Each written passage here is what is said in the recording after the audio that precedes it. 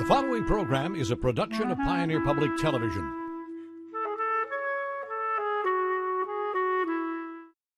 In this episode of Postcards. Children of the Promise is an infant care center, and we admit kids 0 to 3. Well, our first goal is not to admit them. Our first goal is to keep them with their family. I've taken the old technology of flint knapping and I've turned it into a modern art. Some of my work is real exotic and freaky, and some is, kind of reminiscent of what they may have done back then. I would come back to Minnesota, and I really missed it. I really missed the land, and I really missed the people.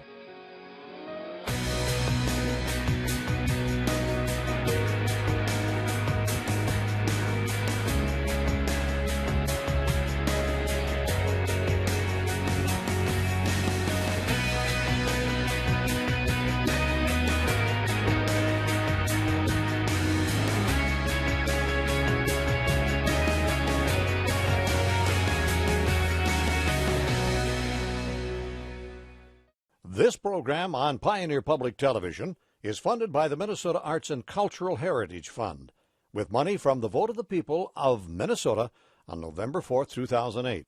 Additional support provided by Mark and Margaret Yekel Julien in honor of Shalom Hill Farm, a nonprofit rural education retreat center in a beautiful prairie setting near Windham in southwestern Minnesota. ShalomHillFarm.org. The Arrowwood Resort and Conference Center, your ideal choice for Minnesota resorts offering luxury townhomes, 18 holes of golf, Darling Reflection Spa, Big Splash Water Park, and much more. Alexandria, Minnesota, a relaxing vacation or great location for an event. Explore alex.com. Easy to get to, hard to leave. Come journey to Haiti for an experience immersed in beauty and solidified in history, where the people are promising and the children hold on for future love.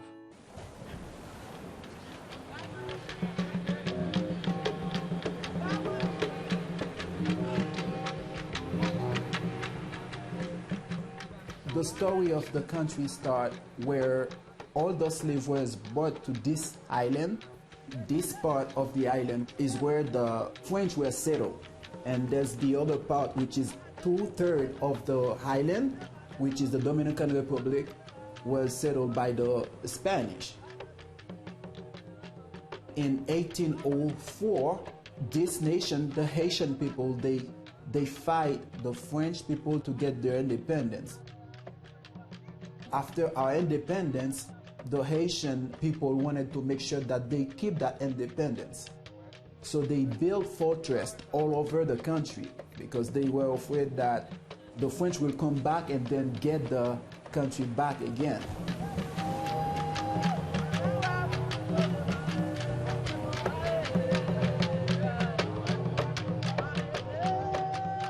People still struggling with life there in Haiti. Because they are still struggling, they expect more from the Haitian government. For the last decades, the way the people had received help was from the outside. And that's why it is not surprising to see if there's a strike, they will go in front of the embassy, because people think that, well, if they cry out, their voice will be heard. Before I moved to Haiti, I was a history teacher. So I've always been struck by the history of Haiti. A really, really hopeless situation with the slave trade. I mean, it was a country that housed the slaves that were going to be sold elsewhere in the world. Then going through this revolt and revolution, I think it's something for us as Americans that we can relate to, this striving for independence. Probably even more so for Haiti, because it went from being slaves to being free.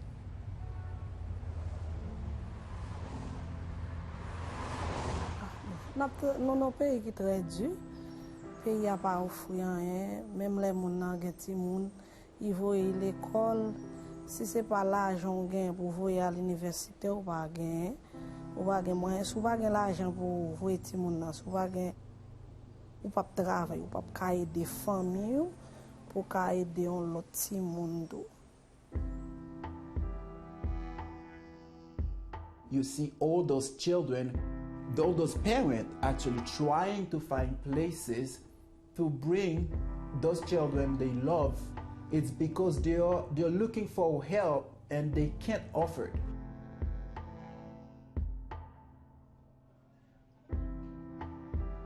Children of the Promise is an infant care center, and we admit kids 0 to 3. Well, our first goal is not to admit them. Our first goal is to keep them with their family. And so we have formula program, medical mamba program. We also have a prenatal program to help moms during their pregnancy so that they can keep their children and they have a healthy birth. If we are not able to help a child in their home and they're in need of admission, then we will admit the child. We will try to nurture them back to health. So if we can't keep them with their family, if we can't rehabilitate them and return them to their family, at that point we seek adoption, because our goal is to keep kids with families. We went to Haiti in June of 2011, just went to serve, and we didn't have any intention to adopt. And then one of the last days we were in Haiti, somebody said that we should take our picture with a couple kids. I happened to be holding Sabine, and Chris was holding Christella. When we were on the mission trip in June of 2011, we got to meet those two. Sabine was a twin. Her twin's name was Sabina, and they both came to the orphanage at 7 months old. Their father was killed in the earthquake in 2010 when her mother, biological mother, was 8 months pregnant with them, and she was raising 2 other sons. Sabina was significantly smaller than Sabine. She passed away at Children of the Promise at about 10 months old. Christella, her mother was not supposed to have more children. She had anemia and passed away a month after she delivered Christella. We feel like Sabine really attached to Christella just to replace that bond. When we got home, we put that on our background on our computer, and we looked at that picture all the time. At December that year, we decided to start the adoption process.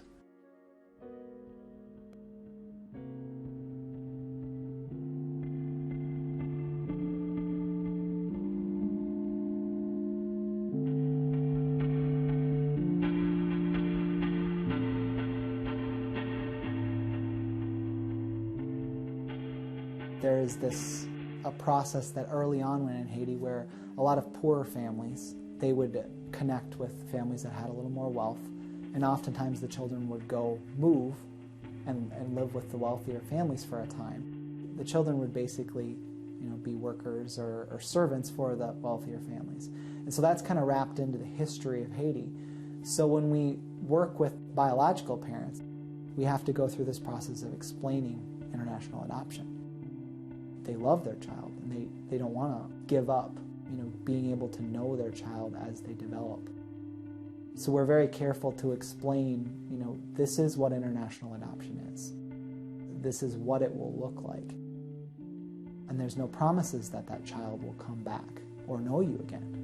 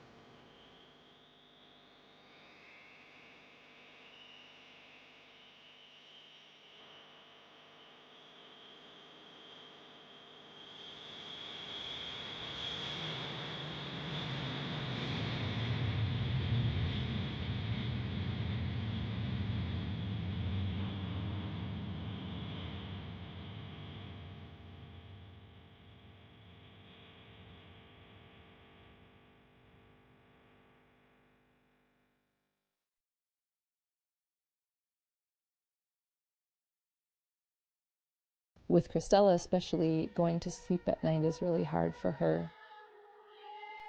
One of the counselors I talked to said that she doesn't like to let go of control of things, and going into the unconscious of sleep is really scary. And so she would cry even if we were in there with her. The first week, her and Sabine slept in the same twin bed. They felt more comfortable touching each other and being close, and that lasted about a week, and then Christella told Sabine to go back in her own bed. So we knew at that point she was getting a little more comfortable.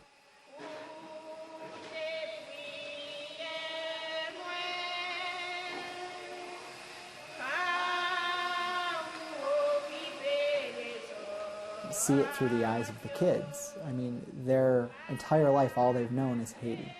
And for most of them, the life they've known in Haiti has been difficult. And now they're going to a place that they know nothing about. And this family is opening themselves up to this child. And they're saying, "You're mine now." And for a lot of our kids, they don't even know what it means to be someone's.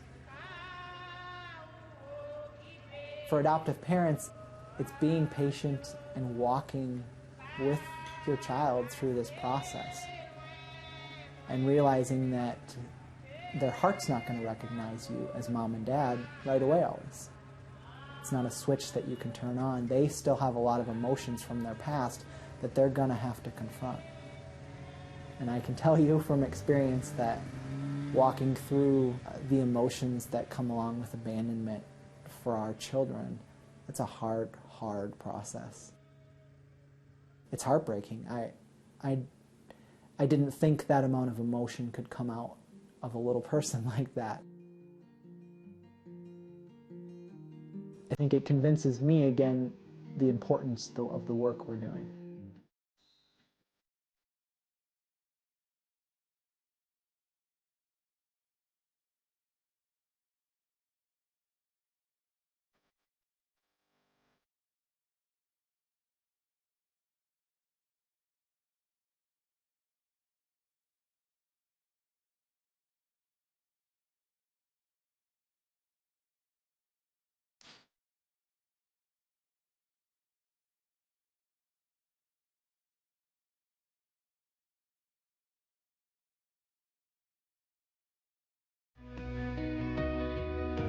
Visit Pioneer.org for more information on postcards and other Pioneer productions.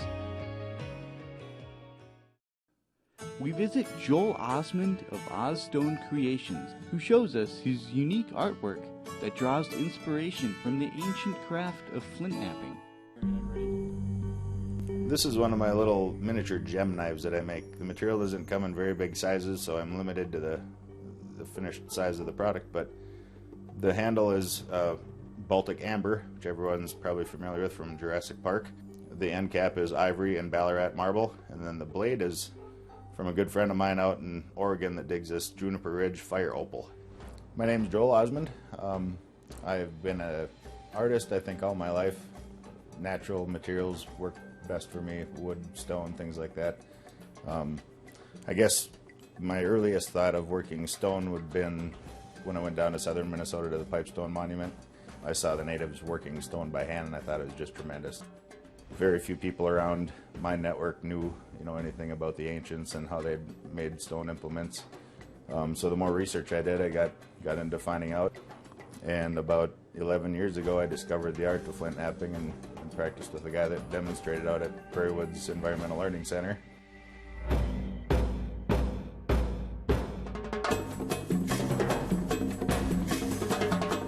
I'll start out just kind of going back to the very beginning of flint knapping. In early days, they would have started with stone or bone implements using this is a moose antler billet. Modern knappers, like myself, prefer to use copper. The reason I like to use copper is because I can get more weight concentrated in a smaller area.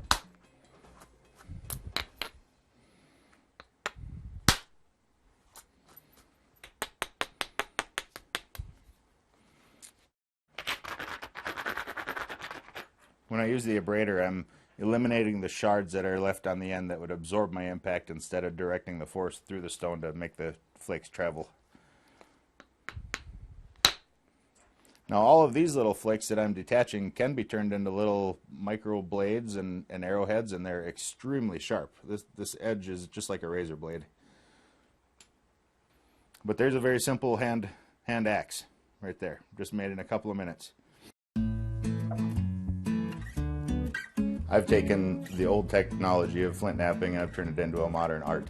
And I put kind of a new spin on it. Some of my work is real exotic and freaky, and some is, you know, kind of reminiscent of what they may have done back then with bone handles and, you know, a gnarly stone blade on it. I pay a lot of real close attention to angles and my lines and curves and things like that, so it almost looks like it's one piece when I'm done. And that's what I take pride in. That's what one of my favorite things to do with stone. Whether it be, you know, stone, antler, wood, whatever I use for handle material.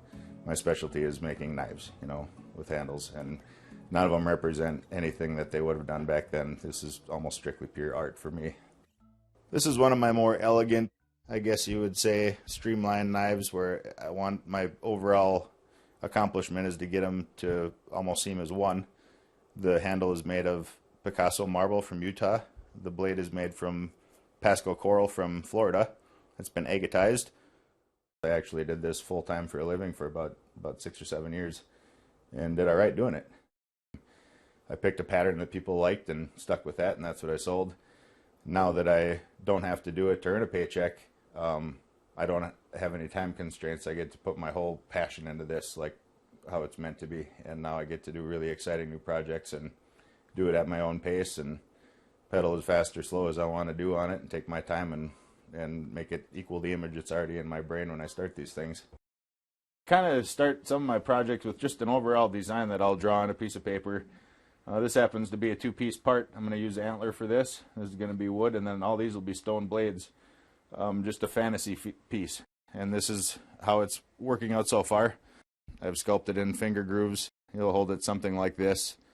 And all these blades that I've finished will be inset around the perimeter of this knife. I'm just waiting to do the final prep work on this, maybe carve something in the end here. I'm not sure. I'm just taking it as it comes.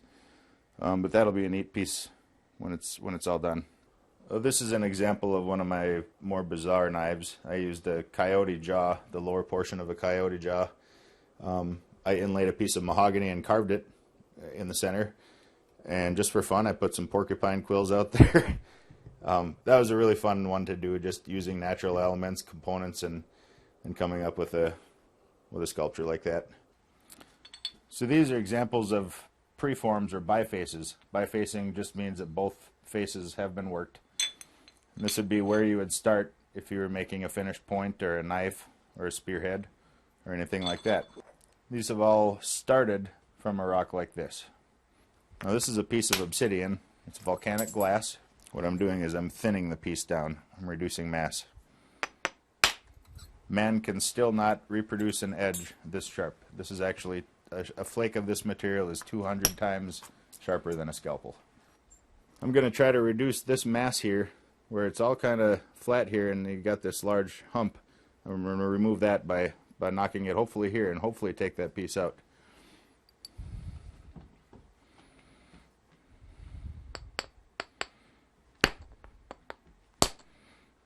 Not big enough. There we go. I eliminated a lot of that hump out of there.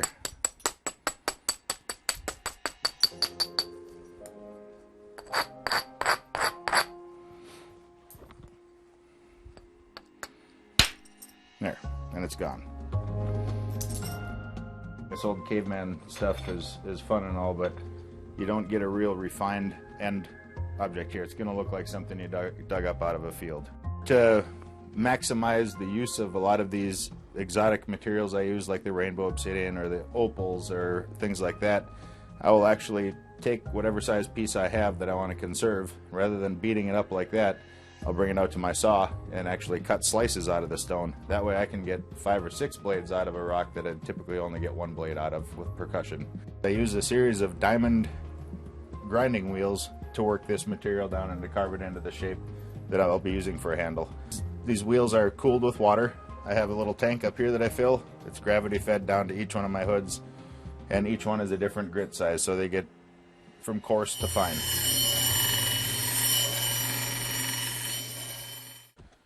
In 2004, a gentleman got a hold of me that was putting out a new book called the Modern Lithic Artist Guild. And he asked me to submit some of my work.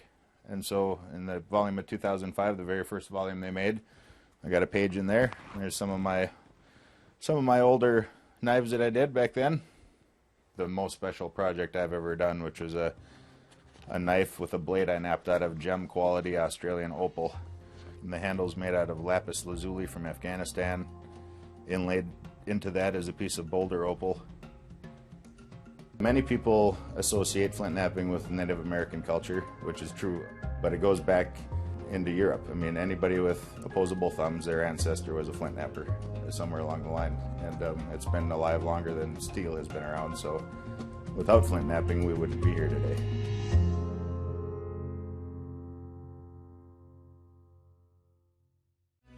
Do you use Facebook, Twitter, or other social media? Connect with us to get immediate access to behind-the-scenes videos, previews, and other postcards and Pioneer news. Writer and artist Edie Barrett opens the doors for the newly renovated Guest House, a creative vacation rental featuring the works of local artists in Ortonville. When I'm in this space, it's amazing because I see my sister, my niece, my neighbor Deb Larson, Don Sherman, Neva Foster, Rob Racco. That's a very different experience for me. I fell in love with art at a really early age. My first significant piece of art I bought at 9. This is a very different experience to be surrounded by work that I admire and I think is, represents some of the diversity of our area, but they're also people that I really respect as artists.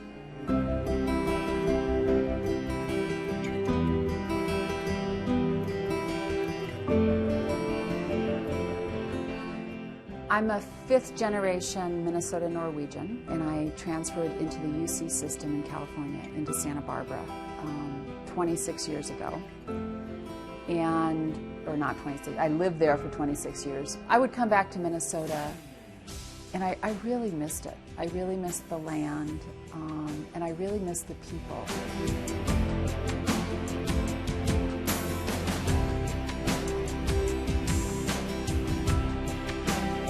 And I wasn't even really looking for a house. My sister and her husband were looking for a lake cabin, and she was looking. And I was helping her look. And I walked in the door, and I just instantly felt that there was tremendous potential here. I wanted it to be a creative art project. And I had a vision of what I thought it could be, but as it evolved, it became so, I don't know if that it's more than I thought it could be, but then it just kind of had this organic life of its own and evolved into being a private art gallery, as well as a vacation rental.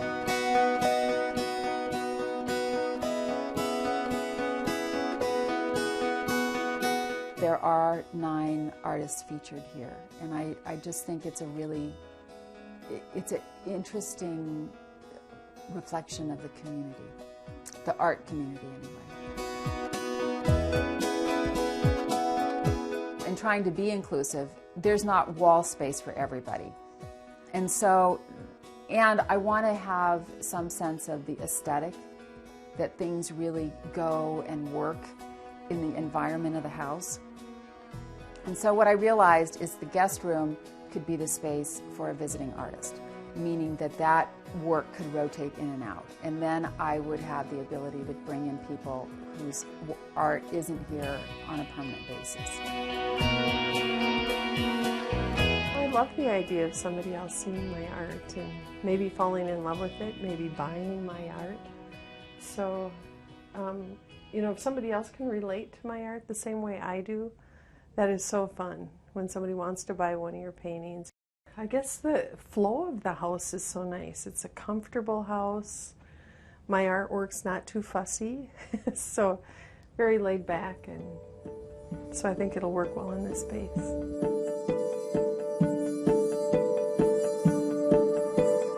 I don't have a business myself, where people can walk in and look at my artwork, and this way they can instead of just looking on a website. And I think it's really productive and awesome that she's having all of these different artists in one house, and I don't know, I think it's kind of amazing to promote artwork around here. It's a wonderful opportunity. We're excited to be here. It's a real honor, and just kind of speaks of Edie's generosity and the arts in general.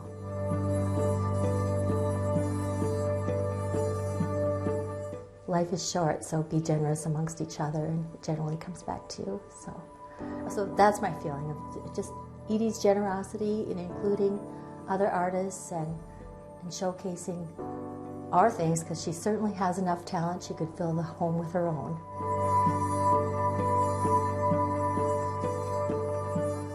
It's wonderful to have a unique way of being able to promote our artwork, and I think putting it in a living situation, in a home, essentially, where it looks right in place and it's being used. I think the important thing is that the artwork is active. It's not just sitting back in an artist's studio someplace, but it's out there being used.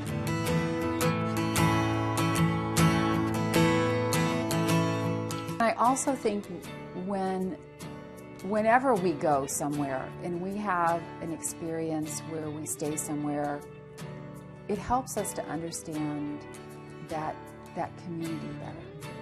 So what I want to do, what my goal would be, is that whoever stays here has a really great time, and that it facilitates their experience of who we are as a community.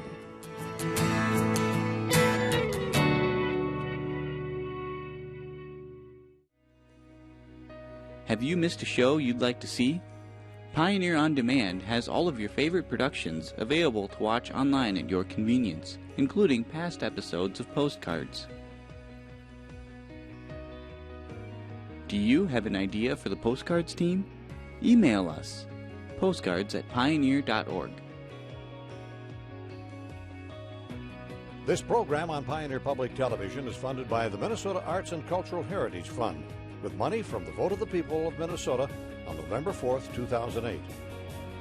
Additional support provided by Mark and Margaret Yako-Julien in honor of Shalom Hill Farm, a nonprofit rural education retreat center in a beautiful prairie setting near Windham in southwestern Minnesota. ShalomHillFarm.org. The Arrowwood Resort and Conference Center, your ideal choice for Minnesota resorts offering luxury townhomes, 18 holes of golf, Darling Reflection Spa, Big Splash Water Park, and much more. Alexandria, Minnesota, a relaxing vacation or great location for an event. Explore alex.com. Easy to get to, hard to leave.